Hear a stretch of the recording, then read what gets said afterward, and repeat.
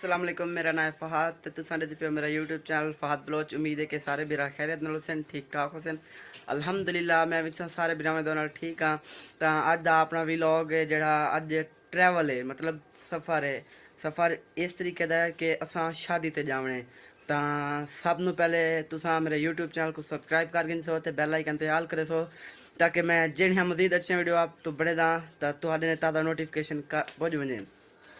तो असां अज शादी ते वेदे पे थे, मेरे कज़न भी हैं स्टार बलोच नाल वेदे पेन, मैं भी वेदा पिया, अब्बू होरी भी। कार तैयार खड़ी है, असां रहीम यार शादी ते वजना है। ते अब्बू होरी तैयारी कर गए ने, अब्बू आंदे पेन रस्ते च, चाचू मेरे होरी को चावने। ते कार तैयार खड़ी है, हुण असां मतलब रहीम यार वैसू शादी ते। अल्हम्दुलिल्लाह असां तैयारी, अब्बू तैयारी कर गई दी है, मैं भी तैयारी कर गई दी है, ते फैज़ भी तैयारी कर गई दी है। तो हुण असां शादी ते जाने वास्ते रवाना थी दे पे थे। ते हुण अगू चाचू होरी की भी चावने।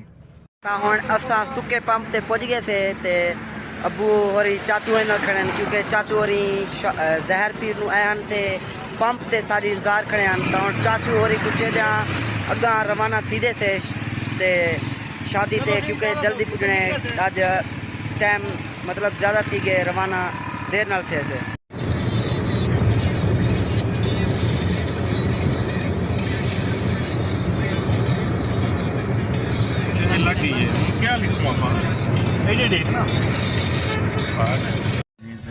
सारी गाड़ी होनी रुक गई है, क्योंकि अगू इकबालाबाद टूल प्लाजा आ गए। तो इतना अबू टूल प्लाजे के 3 पड़े दे पेन ते आप अगा रवाना थी दे पे थे।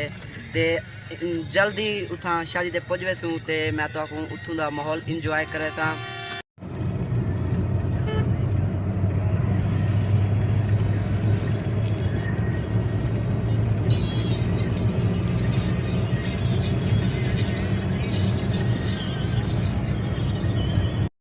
रहीम यार दे शहर च इंटर थी गए थे। ते थोड़ा जा फासला है ते असां मैरिज हॉल ते पुज वैसे।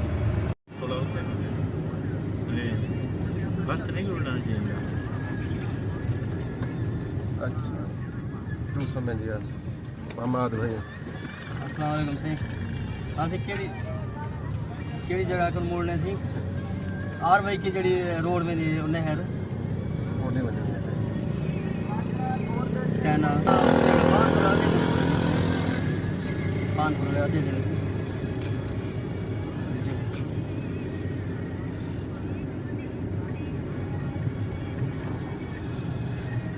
ठीक है। ठीक है सर काम अब्बासी पंप।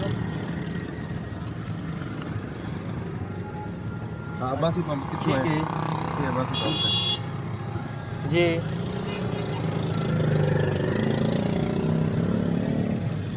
अब्बासी पंप केड़ा पंप विजिट अब्बासी पंप कहते हैं। आ जाओ चलो ठीक है, बहुत पहुंच गए तुझी, मेहरबानी। अब्बासी नहीं निकलना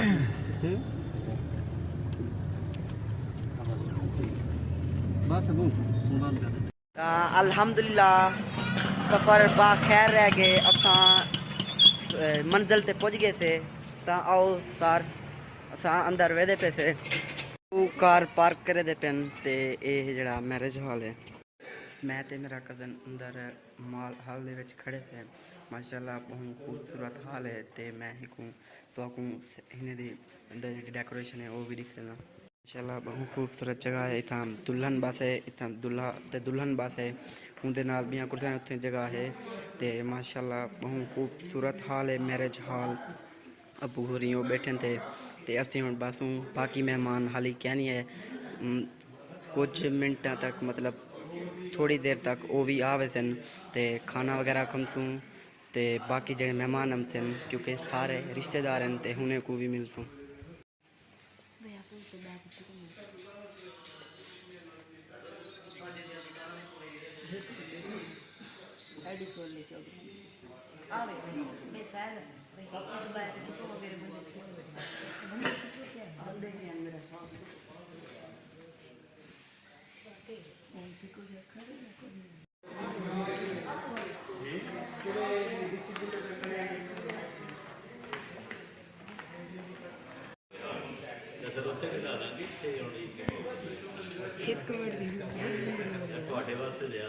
ਉਹ ਤਾਂ ਆਂਦਾ ਪਿਆ ਨਾ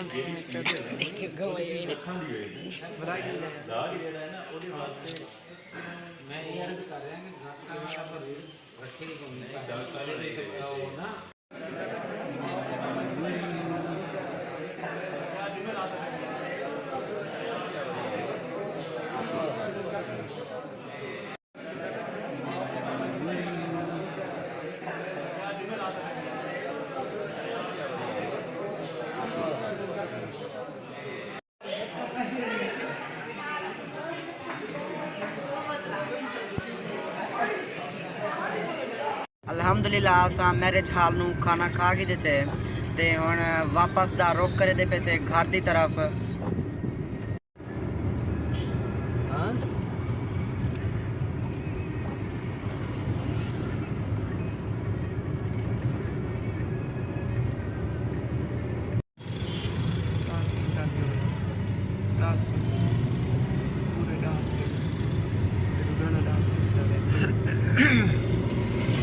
आज एतवार आ ते असां वलीमे ते आए थे, बहुत ज़्यादा इंजॉय किए थे ते बहुत ज़्यादा चाह सही है क्योंकि बाहर जावन बहुत ज़्यादा तफरी थी वे दे और नवे यार दोस्त मिलन वगैरह ते तुसां भी में कोशिश की करो कि बाहर यार दोस्तों को मिलन शादी वगैरह ते गए करो। तो मैं बहुत ज़्यादा इंजॉय किए, सारे बहुत ज़्यादा इंजॉय किए ने माशाल्लाह। बहुत अच्छा खाना पकया होया, खाना खाते थे। हुण असां वापस रुख करे दे पे थे घर की तरफ। तो हुण क्योंकि सवेरे महाद होरी को दुकान ते खड़ा थे आते क्योंकि फैज भी नाल महाद छोटा है उन्होंने दुकान क्या ना संभली से। तो हुण अबू आखे के जल्दी दुकान ते चलूँ, हुने को छुट्टी दूँ वो मैच वगैरह खेचन जड़ा कुछ करे सन ते हुण असां वेदे पे थे। मैं दुकान ते करता, अबू भी दुकान ते करते थे, फैज भी दुकान ते करते। मेरा मामू फैज ज्यादा खाना खा के देते होने को निद्र आ गई मुंह पट्टी पे। शादी ते ज्यादा खावन दा इहो नतीजा है वैसे ब्लास पंप पे वे। कोई गाल नहीं बंदे। अल्हम्दुलिल्लाह असां जी तो रवाना थिया से सुके पंप नु ता वापस उठा वापस आ गए। तुसा समझाओ सवे जो फहाद कला गया ता क्या नाम मैं मेरे नाल घर वाले आन मतलब मेरे अबू आन और चाचू जुबैर ARY न्यूज़ नुमाइंदे ते सतार मेरा कज़न सतार भी आ ते चाचू मेरे मुनीर भी आन। ए सतार मोटर दे ऑनर ते अल मदीना फर्नीचर भी है इन्हें दी शॉप। आप अगली वीडियो च मिलसूँ। अल्लाह तो आपको सलामत रखे, मेरे को दुआ में याद रखे। सो अल्लाह हाफिज़।